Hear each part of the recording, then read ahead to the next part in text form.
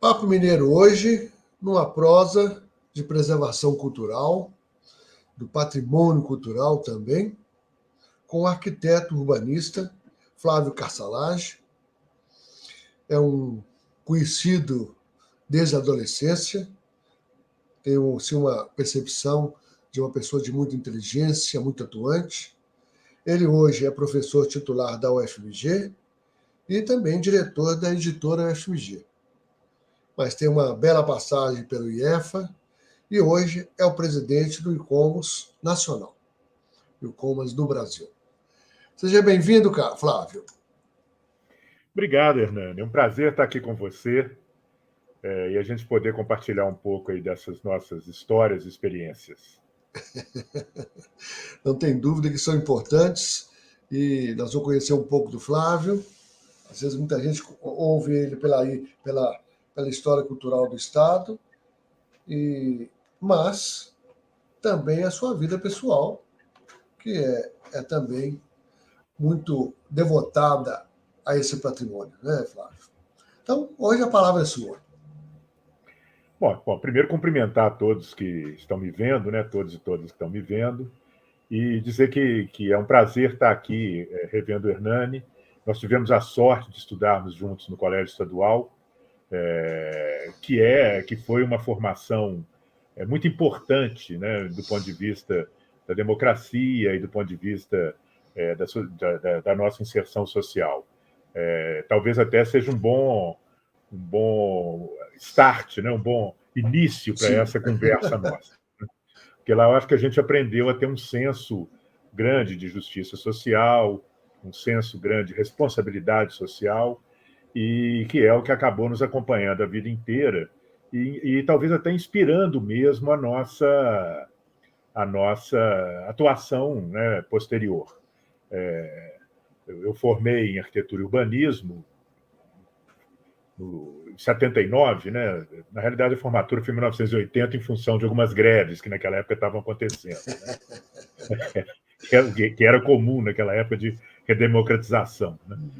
E desde cedo eu entendi que só, quer dizer, não é só, mas assim, ser um profissional de arquitetura encerrado em meu escritório era pouco porque para o meu propósito de vida. Eu queria dar também um sentido maior à vida, né?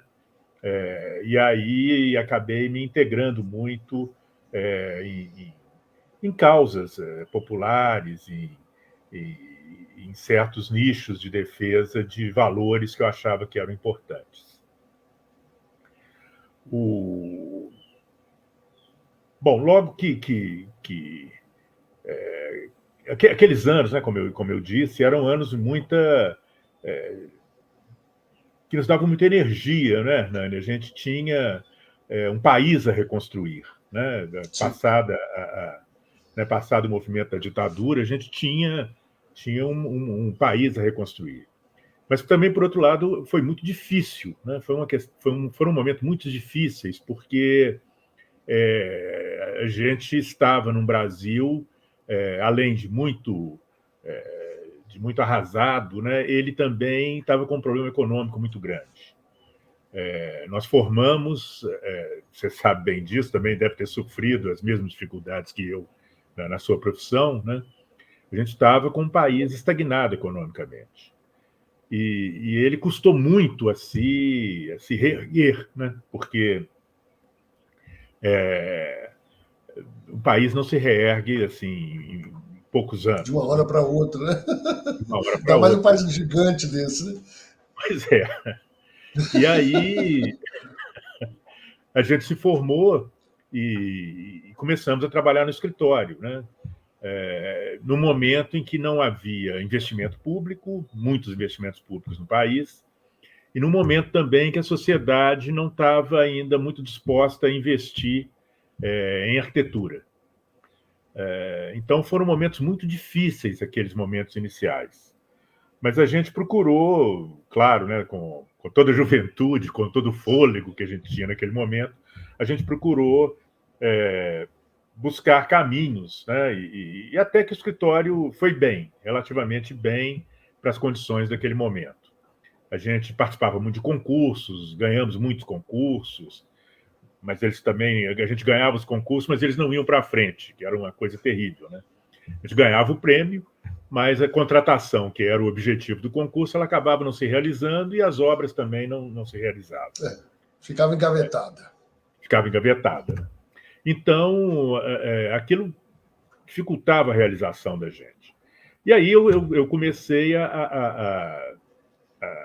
eu gostava muito do ensino, né? Do ensino de arquitetura.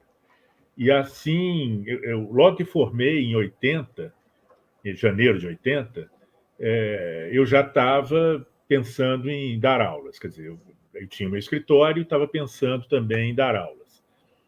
E aí comecei a dar aula num curso novo que estava acontecendo em Belo Horizonte, que era o curso de Isabela Hendricks. Naquela época, a gente só tinha... O único curso de arquitetura em Minas Gerais era o da Federal. E aí surgiu o do Isabela. Hoje a gente tem dezenas de cursos de arquitetura só em Minas Gerais. Se não me engano, a gente tem 260 e pico no Brasil inteiro. Mas Minas Gerais, naquela época, só tinha isso. Então, o curso de Isabela nasceu com muita também, como uma alternativa interessante. Comecei a dar aula lá, mas fiz concurso na Federal em 82. E aí passei no concurso e comecei a dar aulas, né? Foi até muito engraçado, porque eu era praticamente recém-saído da universidade. E comecei a dar aulas para... Mas todos nós, né, Flávio? Eu fui contratado como professor no meu baile de formatura. Que ótimo! Isso é que é uma boa entrada profissional. Isso é que é então, um poder. Todos nós, porque não tinha mão de obra, né? Não tinha mão de obra para a universidade. Não tinha mão de obra para a universidade. Né? Não, mas a Federal... Então, eu entrei só para dar aula e eu tinha conseguido um emprego no norte de Roraima. Você pensa bem. Pois é. E você foi? Conciliar os dois, como é que era difícil. Mas continua a sua história. Mas aí a gente, quer dizer, eu comecei a dar aula e comecei também a me interessar por uma coisa que era muito, muito pouco utilizada na escola, que era a parte de meio ambiente, ecologia. Pra você ter uma ideia, naquela época a gente o arquiteto não era ensinado a trabalhar com o clima. Você tem problema, assim, tinha problema com o clima, põe ar-condicionado, né? Então, era um negócio assim, terrível, né? Então, a gente começou a trabalhar com essa questão de arquitetura, que a gente chamava na época arquitetura bioclimática, e começamos a trabalhar na área do meio ambiente, essa coisa toda. E eu estava muito envolvido nisso, inclusive trabalhei com a fundação da Estação Ecológica da UFMG nessa época, que ela hoje é um equipamento da UFMG muito importante para Belo Horizonte. E aí a gente fundou a Estação Ecológica, eu estava completamente absorvido aí na questão do meio ambiente, do clima, essa coisa toda. E aí eu me tornei vice-diretor da Escola de Arquitetura, aí nos anos 90, 88, 89, né? Eu virei vice-diretor da Escola de Arquitetura e fui designado pela reitoria para representar a universidade no recém-inaugurado Conselho de Patrimônio Cultural de Belo Horizonte. E aí a minha vida foi se dirigindo para essa outra causa. Eu falo, são causas irmãs, né, Hernani? Assim, meio ambiente e patrimônio são causas irmãs, né? E aí eu fui me dirigindo para essa área e fui trocando de militância, né, deixando a militância ambiental para ir para a área de patrimônio cultural. E fui gostando, né? Fui gostando e para fazer um bom trabalho, eu fui lendo muito a respeito e fui me interessando. E surgiu a oportunidade, inclusive, de eu ser professor visitante na Universidade de Washington, em Seattle, né? Na época que o Nirvana estava surgindo, né? Então foi uma oportunidade cultural também muito interessante.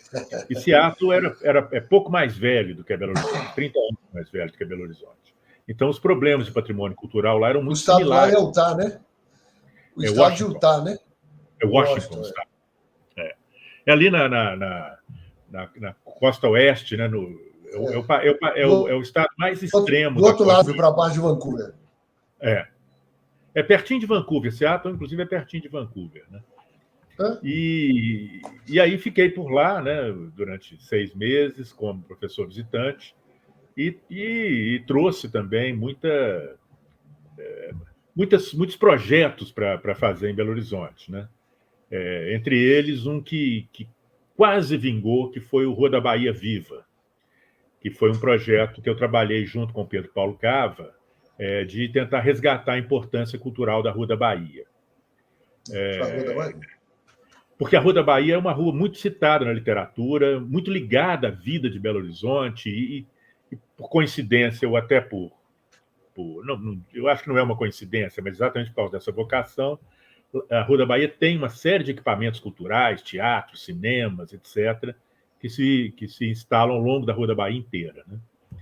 E aí trabalhamos nesse projeto, mas a administração mudou, e quando a administração nova entrou, eles não entenderam o espírito da ideia, né, que era criar uma estação cultural e não embelezar a Rua da Bahia. Eles começaram a achar que era um projeto de embelezamento da Rua da Bahia, e aí a coisa não deu certo, porque não adianta você ter beleza se você não tiver sedução. Fomento, né? Um fomento para a coisa. Justamente.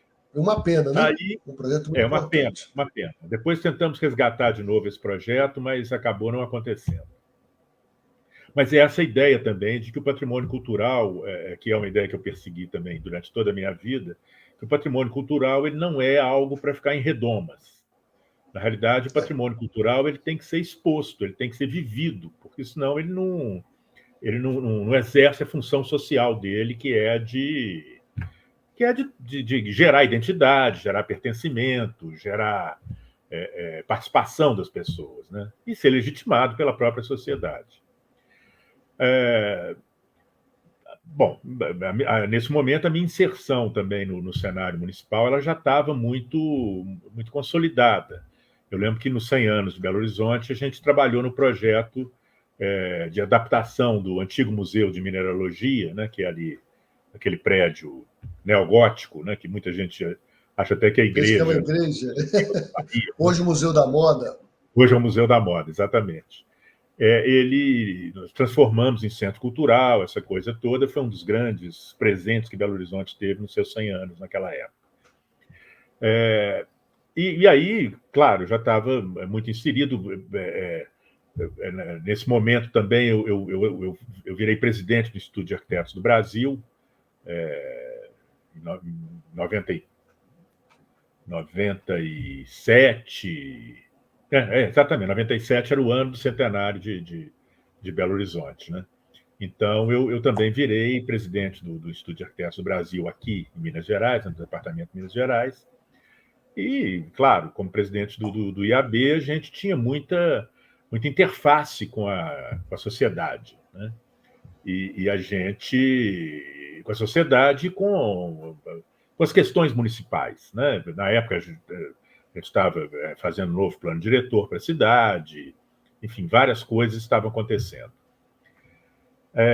Mas eu também, no próprio Conselho Deliberativo do município de Belo Horizonte, a gente também já tinha uma atuação grande. E em 94, foi na época do governo do Patrus Ananias, ele fez teve uma ação que foi muito importante para a cidade de Belo Horizonte. Porque Belo Horizonte tinha o Conselho de Patrimônio, mas ele não tinha uma equipe técnica. Então, o Conselho ele funcionava, mas como ele não tinha um braço técnico, as coisas não andavam como deveriam andar, né? Então, em 94, quer dizer, o governo do Patrus começou um pouco antes, mas em 94 houve o grande tombamento dos conjuntos urbanos da cidade de Belo Horizonte. Em uma sessão do Conselho, pouco mais do que isso, foram tombados centenas de imóveis em Belo Horizonte. Foi a atitude mais, assim, pungente, ousada, forte, né? de proteção da cidade, que não tinha, a cidade de Belo Horizonte não tinha proteção nenhuma antes disso, né? Assim, tinha um ou outro imóvel tombado pelo Conselho Municipal e um ou outro imóvel tombado pelo IEFA. Então, nesse momento, eu era conselheiro. Até hoje nós choramos o antigo Cine Metrópolis, né? Que não Pois podia é. ter sido derrubado. Exatamente. E essa lembrança que você traz é exatamente o grande marco, vamos dizer assim, que nós belo-horizontinos temos da defesa do patrimônio, porque foi ele que através dele, que a sociedade começou a fazer pressão para se criar o serviço de patrimônio aqui em Belo Horizonte, né? Porque o estadual ele tinha um estado inteiro para cuidar, o IEFA não teria fôlego para fazer os tombamentos necessários para Belo Horizonte, né? E aí nós fizemos esse tombamento em 94, e em 97 nós trabalhamos também nas diretrizes urbanísticas para os conjuntos urbanos. E isso vem se desenvolvendo ao longo do tempo, e eu estou convencido que foi uma coisa muito importante para a cidade. Porque hoje a qualidade arquitetônica dos prédios, nesses espaços tombados, ela melhorou muito. E foi muito importante também para os arquitetos terem esse impulso, né, que é dado pelo Conselho. Os prédios hoje que são feitos nesses conjuntos urbanos protegidos, eles têm uma interface muito grande com o espaço público, eles têm características de respeito à pré-existência e ao contexto onde eles se inserem. Tanto é que o nosso trabalho do Conselho do Patrimônio ele é reconhecido como uma das experiências mais exitosas no Brasil inteiro, né? E, bom, mas nesse momento, aí em 97, nós fizemos essas diretrizes e eu continuei no Conselho, continuo até hoje. Eu sou talvez o decano, né? O mais velho, né? O dinossauro do Conselho talvez seja eu, né? Não é só você, não. Eu sou o decano do Conselho Estadual de Turismo. Mais de 20 anos. Nós que nos conhecemos tão cedo, é tão engraçado a gente falar isso. E aí, bom, eu continuo lá por também ter esse compromisso com a cidade. Eu saí poucas vezes, né, assim, eu estive fora do Conselho poucas vezes nesses anos todos, mas assim, é uma coisa que eu gosto muito, né? E essa atuação no Conselho, como professor da universidade, pesquisador nessa área, eu era tempo parcial na universidade, então eu conseguia me dedicar muito também eu tinha meu escritório, dava aula em tempo parcial e depois eu tinha muito tempo para me dedicar também a esse tipo de pesquisa, a esse tipo de estudo, né? Você mantém o escritório até hoje? Você mantém o escritório até hoje? Não, eu eventualmente faço algum projeto dentro das horas que me são disponibilizadas no regime de dedicação exclusiva, né? Porque exatamente o grande marco dessa mudança de escritório aconteceu com a presidência do IEFA. Porque em 1999, eu fui convidado para ser presidente do IEFA. Eu lembro que, na época, o secretário de Cultura era o Ângelo Osvaldo, né, que hoje é prefeito de Ouro Preto, e o Ângelo me convidou. Eu falei, deixa eu pensar. Até hoje eu não aceitei. Porque ele não esperou eu pensar coisa nenhuma, fez a nomeação, e aí eu comecei. Pronto. E aí... Não te convidou, não, te intimou. Eu achei que era um convite, mas parece que não foi, não. E aí, em 99, eu assumi, né, a presidência do IEFA, não tinha... aí não deu para conciliar escritório, universidade, né? Até porque podia ter também interesses conflitantes entre a presidência do IEFA e o escritório, o que não acontecia com a universidade, né? Com a universidade foi até muito interessante, porque a gente teve várias atividades complementares. Muitos estudos de caso do IEFA eu levava para a universidade. E levei também muitos estudantes para o IEFA. Então, a dobradinha funcionou muito bem, né? do órgão, de dois órgãos públicos, né? O IEFA e a universidade. Bom, e aí, o IEFA foi um momento também muito importante na minha vida, né? Eu guardo com muito carinho, entre tantas coisas que a gente fez, mas duas coisas são especiais para mim no IEFA. A primeira é a questão do ICMS cultural. Pouco antes de eu entrar na administração anterior da Jurema, o governo estadual tinha criado uma forma de redistribuição do ICMS de maneira a beneficiar municípios que tivessem dificuldade de receber, de produzir. É o que eles chamaram de Lei Robin Hood, né? Ficou conhecido como Lei Robin Hood. Porque existe uma parcela do ICMS, que é o Imposto sobre Circulação de Materiais e Serviços, né? Que você está familiarizado, porque depois também foi para a área do turismo aí, né? Sim. Mas no início não tinha turismo, era só o patrimônio cultural e outros requisitos. Tinha também de esporte, né? Acho que esporte também, uma coisa desse tipo. Acho que no primeiro momento o esporte também não estava, estavam outras coisas. Uhum. Acho que começou porque a lógica era o seguinte: o ICMS tinha que ser parte do ICMS, tinha 25%, teria que ser retornado aos municípios. Então o governo do estado tinha que definir critérios para isso. E o critério então vigente era o seguinte: quem produz mais economicamente recebe mais. Então a grita era: mas peraí, aí você está beneficiando os ricos, né? E aí algumas cidades começaram a falar, por exemplo, olha, eu tenho muitas reservas florestais, como é que eu vou produzir? Eu acho que o Estado tem que me pagar, por isso que eu faço em benefício de todo o Estado. E muito espertamente também os municípios que tinham imóveis tombados e centros históricos tombados, né, disseram, peraí, olha aqui, eu também estou impedido de instalar indústrias, etc., porque eu tenho um centro histórico aqui que eu não posso colocar uma fábrica ali no meio do centro histórico.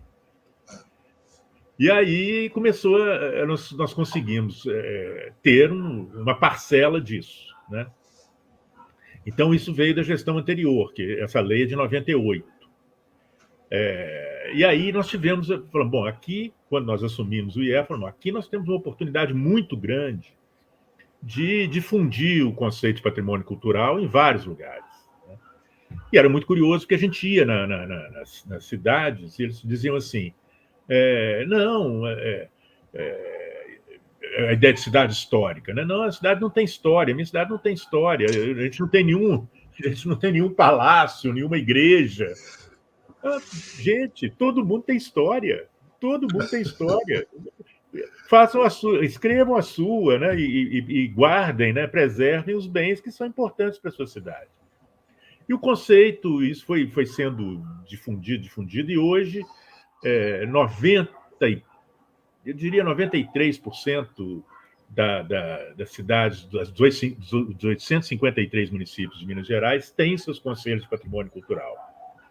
Isso também tem sua história. E tem sua história. Tem essa história para você. Ao você compreender que aquelas chamadas cidades históricas eram cidades coloniais históricas, né?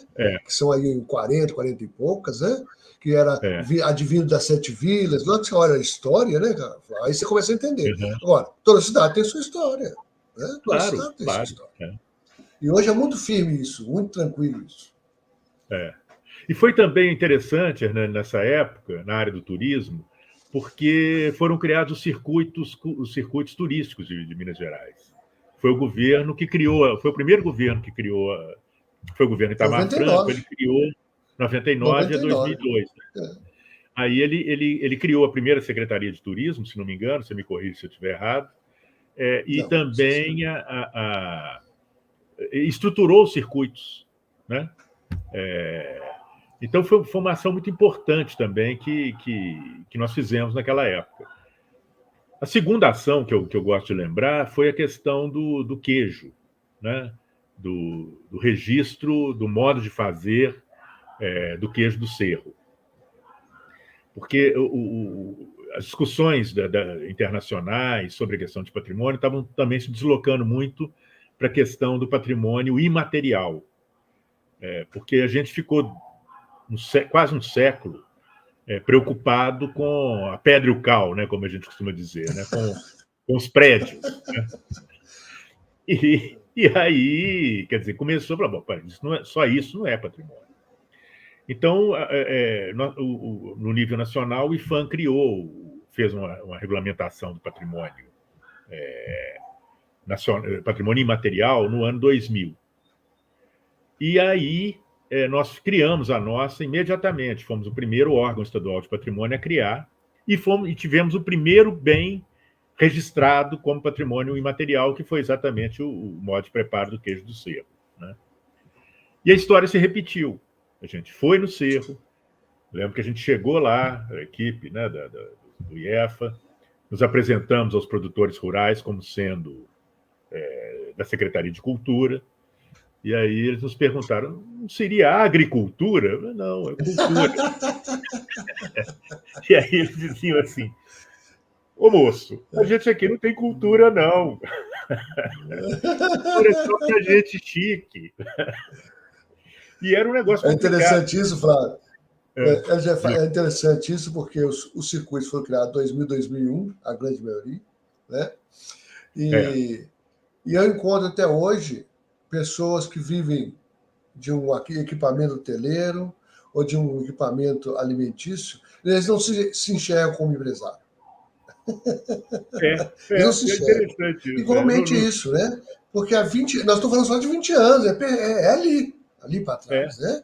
As pessoas não entendiam que o agro era uma cultura. Né? A cultura de como iniciar a fazer a culinária mineira, a cozinha mineira, a gastronomia mineira. Né? Que interessante, apenas 20 anos isso, né, gente? Isso é que é muito, muito curioso. Nós somos 20 anos, né? Quer dizer, já era para a gente ter. E mesmo assim, eu acho que ainda tem muito que alterar, né? Como você está dizendo. Até hoje, muita gente não se reconhece como. Né? Não reconhece isso como cultura e não se reconhece como empresário. Né? Mas uma das coisas, inclusive, que motivou o IEFA, a gente, a fazer o registro do queijo, é que a gente estava muito preocupado em mostrar que o patrimônio era importante para o desenvolvimento econômico e social do país. Porque o patrimônio era muito visto como uma velharia que só traz ônus para a sociedade. Né? Você vê que os velhos não trazem ônus. A gente ainda tem muito para contribuir para essa sociedade. Né? Muito. Eu brinco que eu tenho projeto para mais 30 anos. Eu também. Eu tenho uma tia que ela tem 94 anos e ela fala assim, quando eu ficar velha, eu vou morar no Canadá. Não é? Então é assim, nós estamos seguindo. Né? A gente vai se adaptando, se reinventando, né, Flávio? Claro. Mas nós estamos aí com uma experiência vasta a poder contribuir com a sociedade. Né? Claro, é um momento de auge quase, né? Porque nós temos ideias e experiência. Né? Você pensa bem, você no IEFA, que controla mais de 60% do patrimônio nacional. No estado desse. Né? Que hoje nós sabemos, e é dito e falado, o patrimônio cultural do Brasil está aqui. Né? E o berço, inclusive, não só em quantidade, mas historicamente, o berço é aqui. Sim. Né? Eu brincava de vez em quando que o Brasil nasceu na Bahia, mas foi criado em Minas Gerais. E é uma certeza isso. É uma certeza isso. Porque o Minas Gerais é a síntese do Brasil, né? Aqui a gente tem tudo de todos os lugares, né? Do sul, do norte, do nordeste, a gente tem. Minas Gerais é uma síntese do Brasil. Depois do IEFA, você foi no IPHAN ou não? Depois do IEFA, você foi ao IPHAN? Eu sou conselheiro do IPHAN. Hoje também é? Hoje? Hoje sou conselheiro do IPHAN. Até eu tive um convite para ser diretor do IPHAN, mas coincidiu com a época que eu era diretor da Escola de Arquitetura. E aí eu falei, não posso abandonar a Escola de Arquitetura, porque eu assumi num momento muito complicado da escola, então não achei que seria correto eu abandonar a escola para ir para o IPHAN. Né? Mas, enfim, essa questão do queijo é porque o que a gente estava querendo mostrar é o seguinte: o pequeno produtor o queijo do Cerro, o queijo da Canastra, a nossa ambição era pegar os queijos ali da Canastra, Cerro, Serra do Salitre, essa coisa toda. Acabamos tendo fôlego só para o Cerro. Mas quem fabricava esses queijos eram pequenos produtores que tinham poucas vacas, né, e produziam uma quantidade pequena de leite. E a hora que eles vendiam, e quem dava o preço do leite era o pessoal das grandes cooperativas. Então, o que a gente entendeu é o seguinte, olha, porque eles fabricavam o queijo de maneira a agregar valor à produção deles. O queijo é que dava dinheiro para eles. O leite, não. O leite eles vendiam quase a preço de produção, né? Quase igual aos custos de produção. E aí e tinha um problema grave, que era o problema de segurança alimentar, porque o queijo, eles não, assim, o Ministério da Agricultura achava que não podia comercializar o queijo por questões de segurança alimentar, essa coisa toda. Então a gente quis valorizar isso e também provocar uma reação de políticas públicas no sentido de apoio ao pequeno produtor, para garantir que a segurança alimentar deixar de ser empecilho para isso, né? Então, o registro foi muito importante, ajudou muito nisso. Hoje, a gente já tem uma série de regulamentações sobre a produção artesanal do queijo. E eles acharam, os produtores de queijo começaram a achar esse negócio de cultura a coisa melhor do mundo, né? Porque o preço do queijo no mercado central subiu 5 vezes depois do registro. Então, boa época, a gente comprava queijo a R$10, R$15. Hoje você não compra menos de 100. Eu tenho uma parcela de culpa nisso, viu, Hernani? Não, mas os queijos também melhoraram bem, né? Os queijos são fantásticos, né, gente? Melhoraram muito. Hoje, em Minas Gerais, essa questão de café, queijo, doce, cerveja, cachaça, são coisas maravilhosas, azeite, né? São coisas maravilhosas, né? Internacionalmente competitivo. Então, isso que eu queria que você abordasse também um pouquinho. Você participou disso tudo, né? E hoje você está vendo até a questão que talvez no próximo ano o queijo seja um patrimônio material da humanidade. O queijo mineiro. Sim. Né? Sim. Quer dizer, é fruto disso tudo, né? Está chegando aqui fruto agora. Disso. Né? Por isso que é uma das experiências.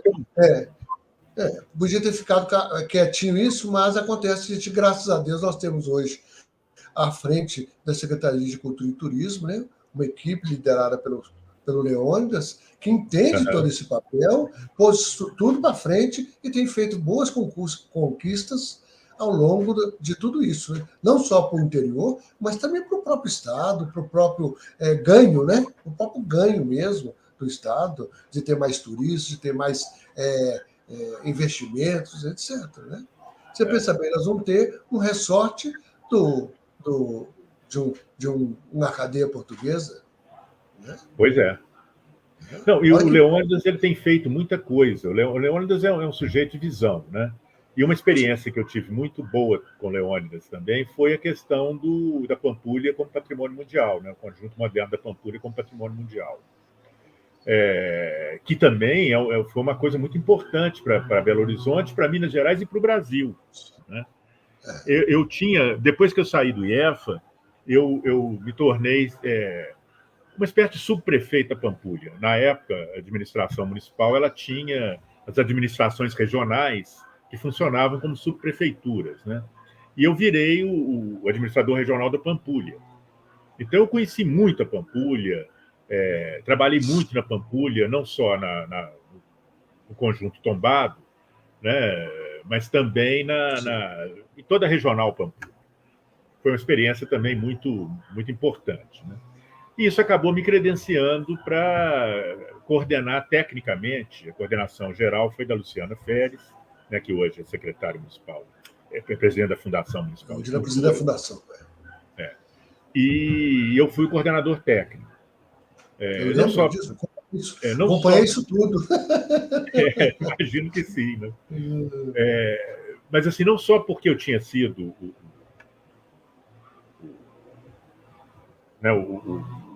o administrador da Pampulha, mas também porque as minhas pesquisas, eu pesquisei muito sobre Pampulha, sobre a obra do Oscar Niemeyer, sobre isso tudo. Né? Então, nós preparamos o dossiê. Nessa época, eu já tinha feito mestrado, doutorado, já estava também com uma uma carreira, vamos dizer, de pesquisador consolidada, né?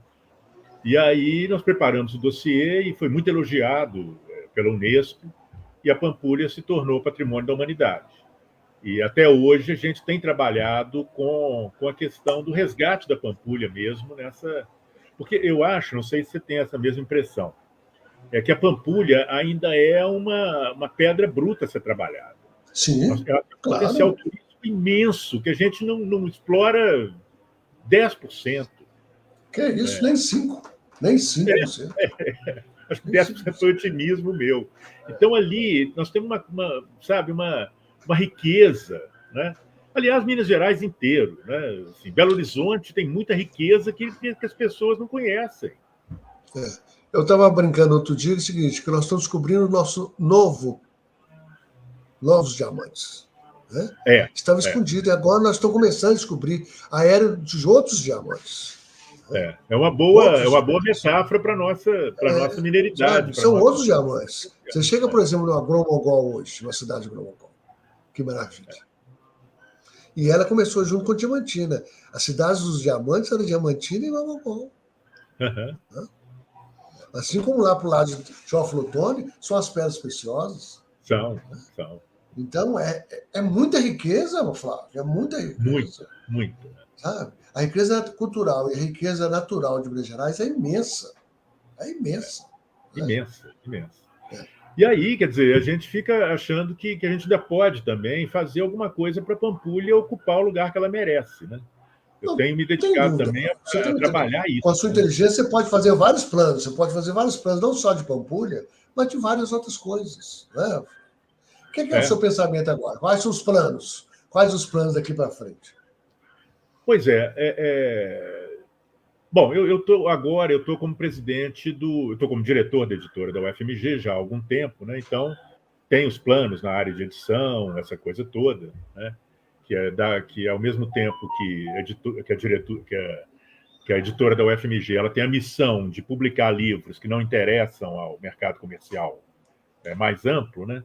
Mas por outro lado ela tem também que se sustentar, né? É lógico. Então porque a impressão de livro é muito cara, ainda mais porque o preço do papel varia com o dólar. Então é uma coisa maluca.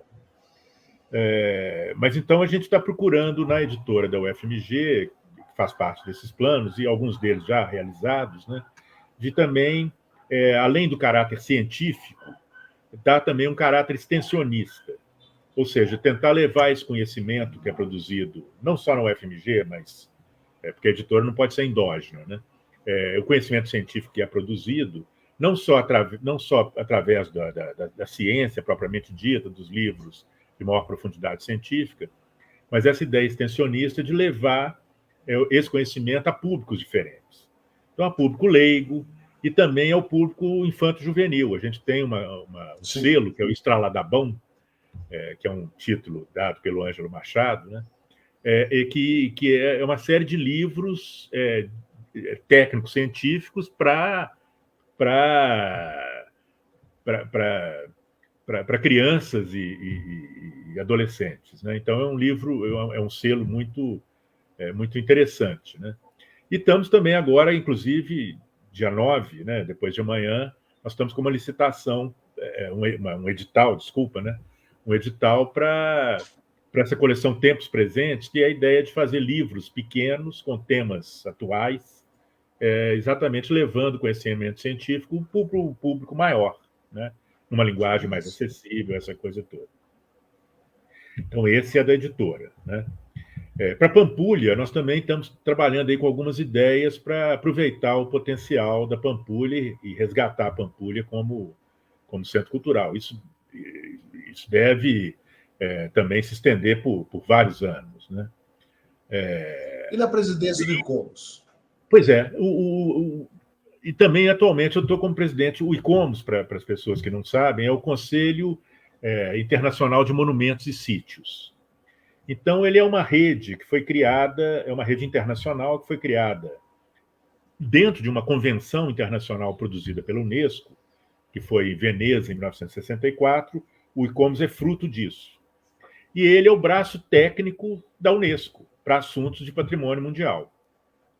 Ou seja, Hoje, o ICOMOS está em 150 países do mundo e se reúne regularmente todo ano.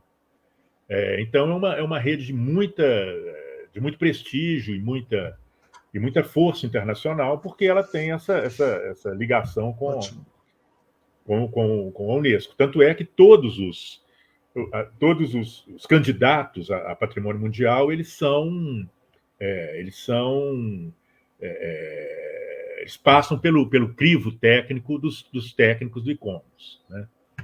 Então, a nossa ideia é continuar com o ICOMOS, candidatar uma nova eleição e também continuar com esse trabalho, que é um trabalho importante, né? Além das pesquisas na UFMG, né? Isso não para também. Claro. Ano que vem eu devo fazer um pós-doutorado na Itália e vou estar envolvido nisso. É um projeto mais imediato, digamos assim. Muito bem. Nosso tempo, você percebeu que passou um pouco, que a prosa estava boa, a história estava boa. Eu ia te falar para você me cortar, porque eu acabo falando muito, mas não, você deixou. Isso eu não vou cortar de jeito nenhum. Mas já foi bom, está um tempo bom ainda. Queria que você deixasse uma mensagem para todos que estão nos assistindo. Bom, eu acho que a mensagem pessoal, eu acho que é essa coisa que eu sempre procurei na minha vida, que é dar sentido à vida, né? Eu acho que é claro que eu tenho o maior prazer em tudo que eu faço, mas eu sinto que se a gente faz coisas que têm significado para nós e para a sociedade, a gente se sente mais feliz. Eu me considero uma pessoa feliz, talvez porque tenha dirigido minha vida para esse lado, né? E do ponto de vista da matéria que eu trabalho, do patrimônio cultural, das pessoas se voltarem mesmo para valorizar a sua história pessoal, né? A sua identidade pessoal, o seu jeito de ser no mundo, e também entender que ela compartilha com seus irmãos mais próximos, né, uma herança que cria exatamente essa identidade e essa irmandade, né? Então, para a gente também se preocupar de preservar, né, aquilo que é a nossa herança comum. Muito bem. Ótimo, viu? Quero te agradecer muito, Flávio. Seu tempo aí, já contou que está trabalhando tanto. Que bom, né? Que bom, né? Muito. Que bom, nós estamos trabalhando bastante. Depois nós vamos marcar nosso show para a gente trocar uma conversa em dia. Né? Claro. Então, um grande abraço e obrigado. Abração. Nós tivemos, então, hoje, no Papo Mineiro, a história do Flávio Carsalage, que se mistura com a história da preservação, né, do patrimônio cultural em Minas Gerais, nesses últimos 35, 40 anos. E isso é um legado que é deixado, é muito importante as pessoas terem esse propósito, né? Não fazem aquilo que gostam, mas fazem aquilo que gostam para as comunidades em que vivem. Forte abraço, até o próximo Papo Mineiro.